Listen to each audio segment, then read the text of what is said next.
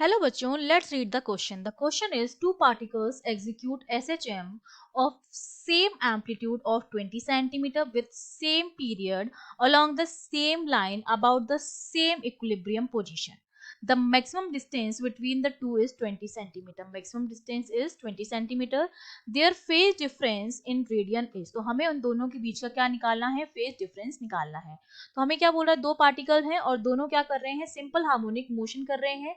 तो की कॉन्सेप्ट में क्या आ जाएगा? की कॉन्सेप्ट में हमें पता होना चाहिए कि जो सिंपल हार्मोनिक मोशन होता है, जो कि एक पीरियोडिक मोशन होता है, जिसमें क्या होता है कि कोई भी जो पार्टिकल होता है वो मीन और एक्सट्रीम पोजीशन के बीच में बैक एंड थ्रो मोशन करता है, टू एंड फ्रो मोशन करता है.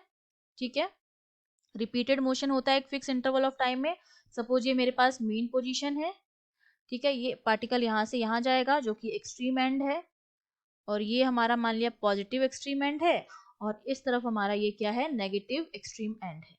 मीन पोजीशन पर डिस्प्लेसमेंट जीरो होता है और एक्सट्रीम पोजीशन पर डिस्प्लेसमेंट जो होता है वो मैक्सिमम होता है, जिसको हम एम्पलीट्यूड भी कहते हैं, ए से दिखाते हैं. ठीक है, अब जो दोनों पार्टिकल्स हमको क्वेश्चन दे रखे हैं, दोनों का टाइम पीरियड भी सेम है, दोनों का एम्पलीट्यूड भी सेम है, दोनों सेम इक्विलिब्रियम पोजीशन में भी हैं. अब हम और दोनों के बीच जो मैक्सिमम डिस्टेंस है दोनों के बीच की वो भी हमको गिवन है. हमको क्या निकालना है? फेज डिफरेंस निकालना है.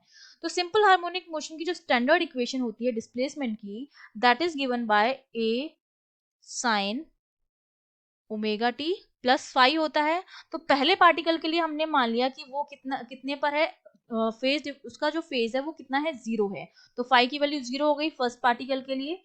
और दूसरे के लिए हमने मान लिया कि उसका जो फेज है वो कितना है? ओमेगा टी प्लस फाइव है. तो दोनों के बीच में जो फेज डिफरेंस होगा वो कितना आएगा? फाइव के बराबर ही आएगा. बेसिकली हमको इसकी वैल्यू क्या करनी है? कैलकुलेट करनी है फाइव की वैल्यू. तो अगर मैं मैक्सिमम डिस्टेंस कैलकुलेट करूं तो दोनों के बीच की डिस्टेंस कैलकुलेट करूं तो डिस्टेंस कितनी आएगी? x2 में से अगर मैं x1 माइनस कर दूं तो मेरे पास क्या आ जाएगा? डिस्टेंस आ जाएगी दोनों के बीच की. अब मैं यहाँ वैल्यू पुट कर दूं तो ये आ जाएगा a, जो कॉमन आ जाएगा. ब्रैकेट में बचेगा sine omega t plus five minus sine omega T, ये बचेगा. अब मैं अगर ट्रिग्नोमेट्रिक आइडेंटिटी लगा दूं यहाँ पर तो इसको मैं लिख सकती हूँ a, यहाँ आएगा 2 sine 5/2 cos 2 omega t plus 5/2. ठीक है, ये मैंने ट्रिग्नोमेट्रिक आइडेंटिटी लगा दी. अब डिस्टेंस को मैक्सिमम हमारा डिस्टेंस कब आएगा? जब इसकी वैल्यू क्या होगी? 1 होगी. कॉस के साथ जो भी वैल्यू है अगर उसकी वैल्यू पूरे की वैल्यू 1 हो जाती तो मेरे पास डी जो होगा वो क्या होगा? मैक्सिमम होगा उस कंडीशन में. तो डी मैक्स की जो वैल्यू होगी वो हमारे पास कितनी होगी? 2a साइन 5/2, ये आ जाएगी. अब हमको मैक्सिमम डिस्टेंस भी दे रखी है, एम्पलीट्यूड भी दे रखा है, तो मैं क्या करती हूँ? दोनों की वैल्यू पुट कर देती हूँ. तो डी मैक्स हमको दे रखा है 20, that is equal to 2 into A की वैल्यू भी हमको कितनी दे रखी है? 20, और यहाँ पर आ जाएगा साइन 5/2. तो 20 से 20 तो कैंसिल हो जाएगा. तो साइन 5/2 की जो वैल्यू आई है वो आई है हाफ के बराबर. और जो साइन थीटा की वैल्यू अगर हाफ है, इसका मतलब 5/2 की जो वैल्यू है वो हमारे पास कितनी आ गई? इसको या तो आप 30 डिग्री लिख दीजिए, या साइन 30 को हम रेडियंस में लिखते हैं π/6.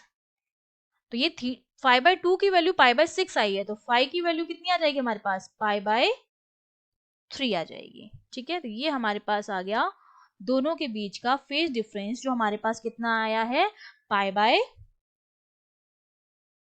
π/3 आया है. That means C option is correct. I hope you understood well. All the best.